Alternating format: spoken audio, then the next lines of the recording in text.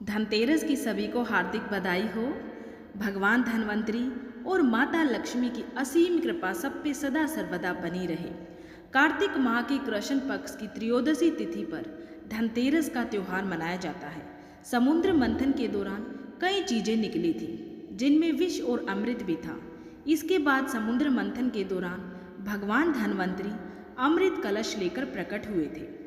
इसी वजह से ही भगवान धन्वंतरी के प्रकटोत्सव के रूप में धनतेरस का त्यौहार मनाया जाता है।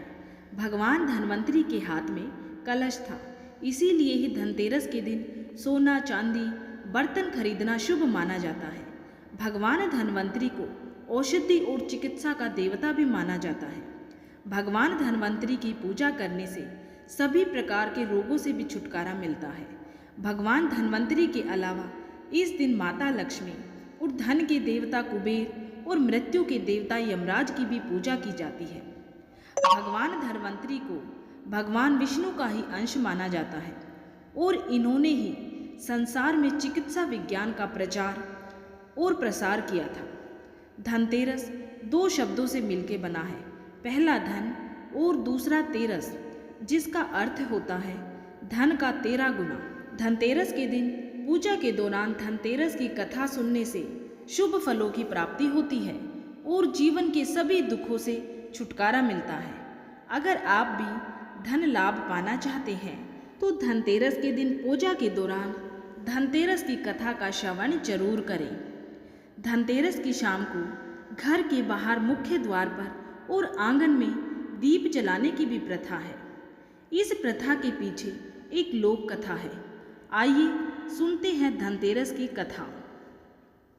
एक बार यमराज ने अपने यमदूतों से प्रश्न किया, क्या कभी प्राणियों के प्राण लेते समय तुम्हें किसी भी प्रकार की दया नहीं आती है? यमदूतों ने सोचकर कहा, नहीं महाराज, उस वक्त तो हम आपकी आज्ञा का पालन कर रहे होते हैं, हमें किसी पर दया कैसे आ सकती है? तब यमराज ने फिर पूछा, संकोच मत करो और यदि कभी भी तुम्हारा दिल पसीजता हो तो बेझिझक होकर मुझसे कहो। तब यमदूतों ने कहा, सचमुच एक घटना ऐसी है जिसे देखकर हमारा हृदय पसीज गया था। एक दिन हंस नाम का राजा शिकार पर गया। जंगल में वो अपने साथियों से बिछुड़ गया था और भटकते भटकते दूसरे राजा की सीमा में चला गया, जिनका नाम हेम था। उसने राजा हंस का बड़ा ही आदर और सत्कार किया। उसी दिन राजा हेम की रानी ने एक पुत्र को जन्म दिया। ज्योतिषियों ने नक्षत्र गणना करके बताया कि ये बालक विवाह के 4 दिन बाद ही मृत्यु को प्राप्त हो जाएगा।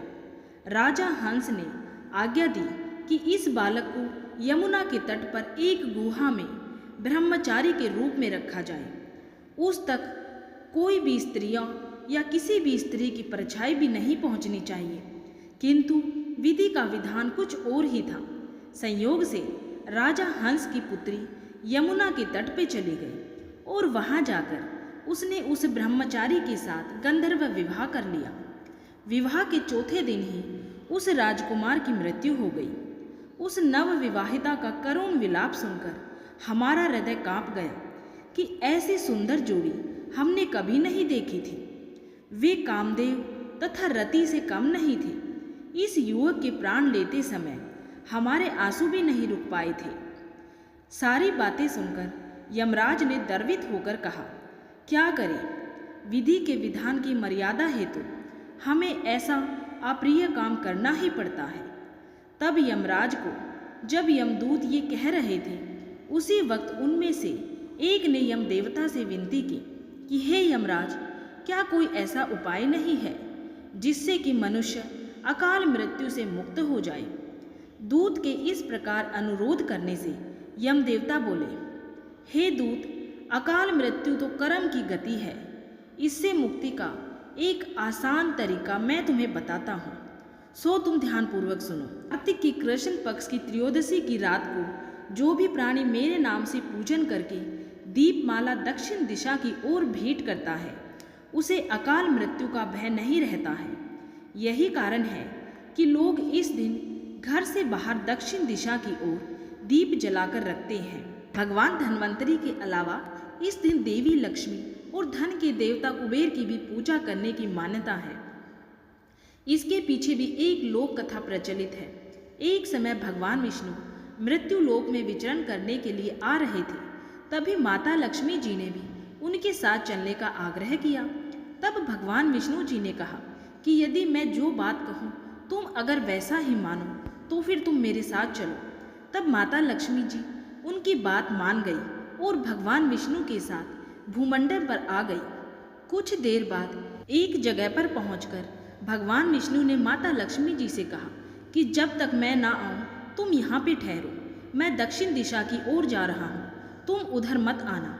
विष्णु जी के जाने पर माता लक्ष्मी के मन में कौतूहल जागा कि आखिर दक्षिण दिशा में ऐसा क्या रहस्य है जो मुझे मना किया गया है, और भगवान स्वयं चले गए हैं। माता लक्ष्मी जी से रहा न गया और जैसे ही भगवान आगे बढ़े माता लक्ष्मी भी पीछे पीछे चल पड़ी।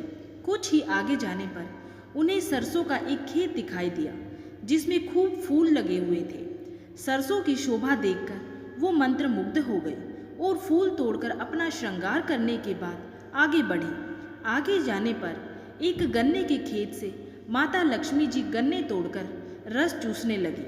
उसी क्षण विष्णु जी आए और ये देखकर माता लक्ष्मी जी पर नाराज होकर उन्हें शाप दिया कि मैंने तुम्हें इधर आने को मना किया था पर तुम ना मानी और किसान की चोरी का अपराध कर बैठे। अब तुम इस अपराध के जुर्म में इस किसान की 12 वर्ष तक सेवा करो। ऐसा कहकर भगवान उन्हें छोड़कर क्षीर सागर चले गए।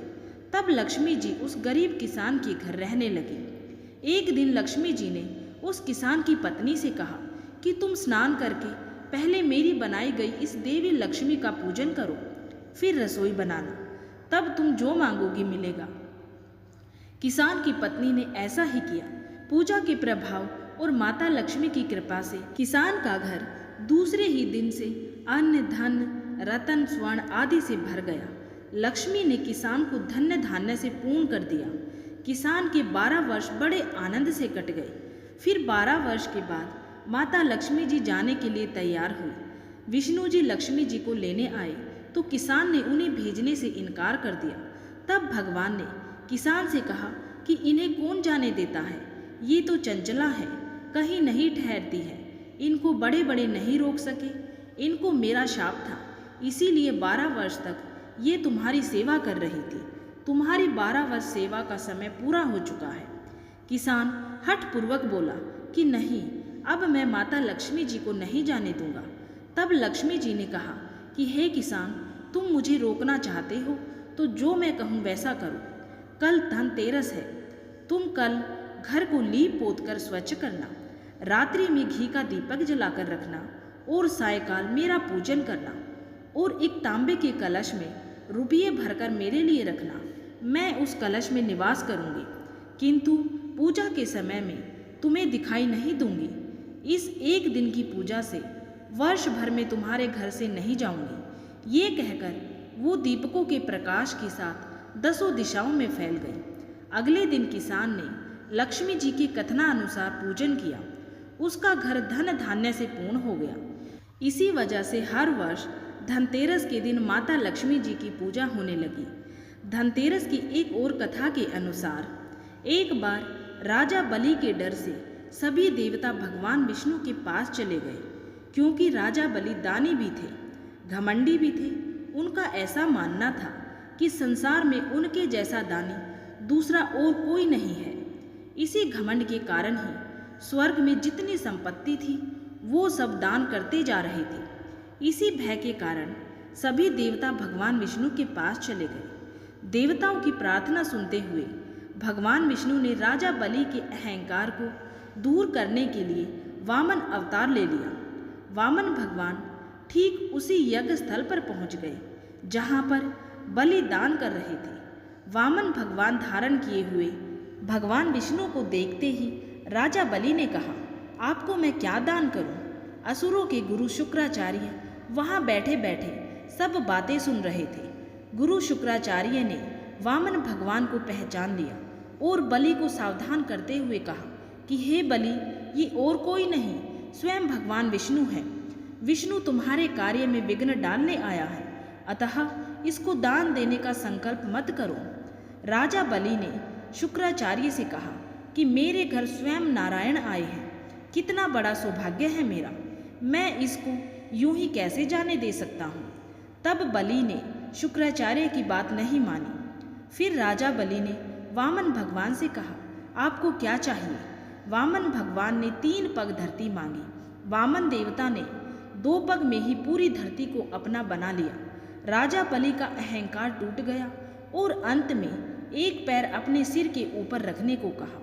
इस तरह भगवान ने राजा बलि का अहंकार तोड़ा और जितना राजा बलि ने दान में खर्च कर दिया था उससे कई गुना संपत्ति वामन भगवान ने देवताओं को दे दी। धर्म ग्रंथों के अनुसार जब समुद्र मंथन हुआ उस दौरान कार्तिक कृष्ण त्रयोदशी में धन्वंतरी अपने दोनों हाथों में अमृत का घड़ा लेकर समुद्र से उत्पन्न हुए थे। ऐसा माना जाता है कि धन्वंतरी और कोई नहीं, स्वयं विष्णु भगवान के ही अवतार हैं। इसी कार्तिक कृष्ण त्रयोदशी के दिन राजा बलि का अहंकार टूट गया था और शुक्राचार्य की आंख भी फोड़ी गई थी और देवताओं को जो संपत्ति राजा बलि ने दान में दी थी उससे कई गुना अधिक संपत्ति भगवान वामन ने देवताओं को दी थी। इसीलिए पूरे देवता कार्तिक कृष्ण त्रयोदशी के दिन धन्वंतरी भगवान की पूजा करते हैं और इसी को ही धनतेरस के रूप में मनाया जाता है। बोलिए धन्वंतरी भगवान की जय, माता लक्ष्मी और श्री हरि नारायण भगवान की जय। उम्मीद है आप सभी को धनतेरस की ये कथा पसंद आई होगी। अगर आप सभी ऐसी ही धार्मिक कहानियाँ कथाएं सुनना चाहते हैं तो हमारे चैनल रामा स्टोरीज को सब्सक्राइब जरूर करें।